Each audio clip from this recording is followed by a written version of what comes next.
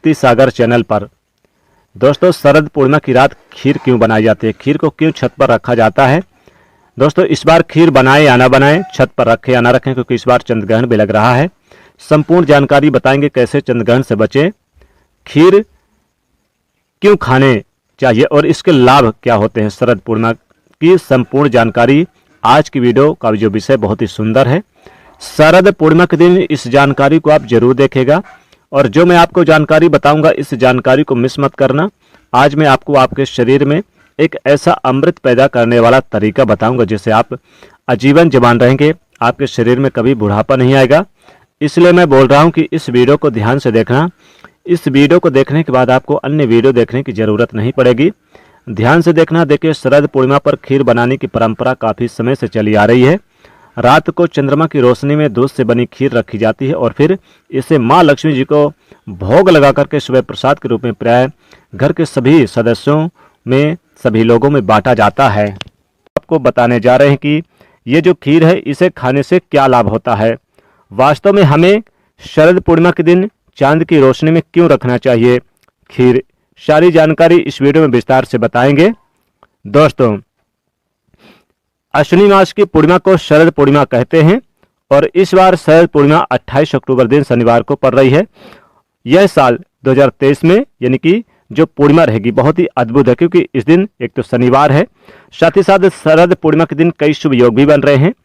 शरद पूर्णिमा की रात को चांदनी की रात कहा जाता है। इस दिन खीर बना करके रखने की परंपरा काफी लंबे समय से चली आ रही है और मान्यता कि अगर आप रात को चंद्रमा के किरणों में अमृत की वर्षा करना चाहते हैं या फिर आप अपने आप को बेहतर स्वास्थ्य वर्धक बनना चाहते हैं या फिर आपको लगता है जैसे कि कुछ घंटे खीर अगर अमृत की रोशनी में रख दिया जाए तो मान्यता कि शरद पूर्णिमा की रात को ही यानी कि अगर खीर छत पर रख दिया जाए या फिर चंद्रमा की रोशनी पर रख दिया जाए तो ये अमृत के समान हो जाता है। श्री कृष्ण ने यानी भगवान श्री कृष्ण ने महाराज किया था। इसी दिन भगवान श्री कृष्ण ने बंसी बजा करके गोपियों को अपने पास बुलाया था और अमृत का पान कराया था। अतः शरद पूर्णिमा की रात का खास करके हमारे हिंदू धर्म में विशेष स्थान रहता है। इस रात को चंद्रमा अपने 16 कलाइयों के साथ पृथ्वी के नजदीक होते हैं। ये पृथ्वी के नजदीक आ जाते हैं, शीतलता प्रदान करते हैं, पोषण शक्ति एवं शांति रूपी अमृत की वर्षा करते हैं। देखिए, ध्यान से सुनना। जब द्वापर युग में भगवान श्री कृष्ण का जन्म हुआ तो माँ लक्ष्मी जी राधा के रूप में अवतरित हुई। भगवान श्री कृष्ण और राधा की अद्भुत रासलीला का आरंभ शरद पूर्णिमा के दिन ही माना जाता है। शरद पूर्णिमा का दिन चंद्रमा सभी 16 कलाओं के साथ पृथ्वी के नजदीक होते हैं। भगवान विष्णु जी के अवतारों में से केवल भगवान श्री कृष्ण हैं जिनके 16 कलाओं का समावेश है। जो भगवान श्री कृष्ण भगवान विष्णु जी के समस्त अवतार हुए हैं उनमें से भगवान श्री कृष्ण ऐसे अवतार माने गए जिनके पास 16 कलाओं का समावेश है, जबकि भगवान राम का जन्म केवल 12 कलाओं के साथ में हुआ था। ज्योतिष की माने तो ज्योतिष शास्त्र के अनुसार शरद पूर्णिमा के दिन चंद्रमा की किरणें में उपचार करने की शक्ति विद्यमान होती है जिनमें अमृत की वर्षा की तरह देखा जा सकता है। वीडियो ध्यान से सुनना, बिल्कुल भी मिस मत करना। वीडियो को आधे बीच में छोड़ करके मत जाना। अभी तक वीडियो को लाइक नहीं किया तो वीडियो को लाइक करके चैनल को सब्सक्राइब करना और कमेंट में जय माता लक्ष्मी जरूर लिखना। आज मैं आप लोगों को यानी कि यवन प्राप्त करने वाला, युवा अवस्था प्राप्त करने वाली यानी कि बुढ़ापा को दूर करने वाला एक अद्भुत उपाय बताऊंगा जिससे कि आप बुढ़ापा दूर कर सकते हैं। इस वीडियो में शरद पूर्णिमा के दिन प्राप्त किए जाने वाला महत्वपूर्ण लाभ के बारे में बताऊंगा जो कि दशानन रावण स्वयं करता था। देखिए, परंपरागत के अनुसार जो शरद पूर्णिमा है इस दिन गाय की दूध की खीर या फिर अन्य मीठे जो व्यंजन हैं ये रात के चंद्रमा की जो खुली चांदनी है इसके नीचे लटका करके रखना चाहिए, जिससे जो व्यंजन होता है अमृतमयी हो जाता है, शक्ति इसमें प्राप्ति हो जाती है। ध्यान से सुनना। यानी गुजरात राज्य में शरद पूर्णिमा को शरद पूनम भी कहा जाता है और शरद पूर्णिमा के दिन चंद्रमा का बहुत महत्व माना जाता है।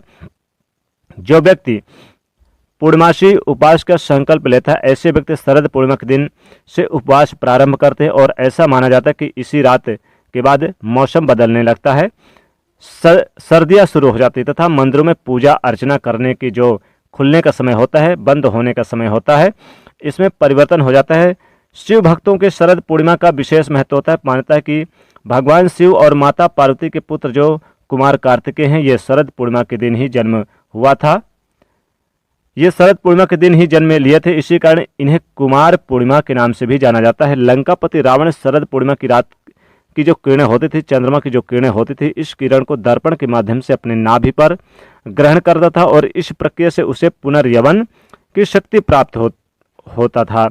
इसलिए आपने देखा होगा कि रावण 4 चौकड़ी राज्य करने के बाद भी 16 युग जीने के बाद भी उनके शरीर रोगों से मुक्त रहे, यवन से भरे रहें, जवानी से भरे रहें। तो अगर आप भी चाहते हैं, जैसे कि अगर आप पुनर्यवन प्राप्त करना चाहते हैं, जवानी प्राप्त करना चाहते हैं, युवावस्था प्राप्त करना चाहते हैं, तो आपको आजीवन बुढ़ापा ना आए, तो आप अपने नाभि पर शरद पूर्णिमा की रात की किरणें जो आती है वो अपनी नाभि पर पड़ने दें।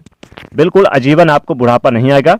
लेकिन ये भी कहा जाता है कि शरद पूर्णिमा की रात्रि 1 बजे से 10 बजे से लेकर रात्रि 12 बजे के बीच अगर कोई व्यक्ति कम वस्त्र में घूमता है, ज़्यादा वस्त्र नहीं पहनते, तो ऐसे व्यक्ति की ऊर्जा की प्राप्ति होती है। ऐसे व्यक्ति को बुढ़ापा नहीं आता, ऐसे व्यक्ति को रोग दोष छू भी नहीं पाते।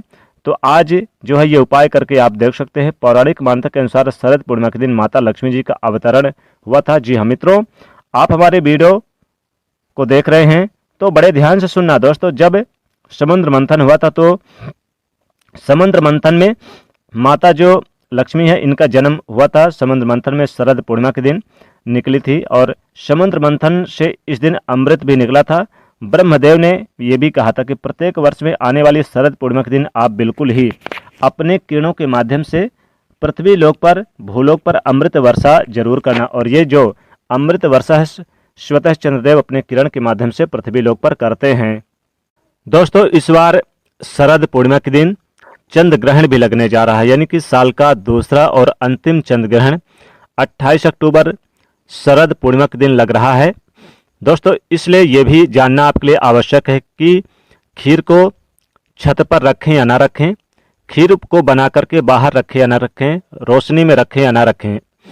दोस्तों आपको हम बताना चाहेंगे कि दोस्तों शरद पूर्णिमा के दिन खीर का बहुत ही बड़ा महत्व है, लेकिन जब चंद्र ग्रहण पड़ जाए शरद पूर्णिमा की रात तो एक काम जरूर करिएगा, तुलसी के पत्ते इस खीर में जरूर डाल दीजिएगा।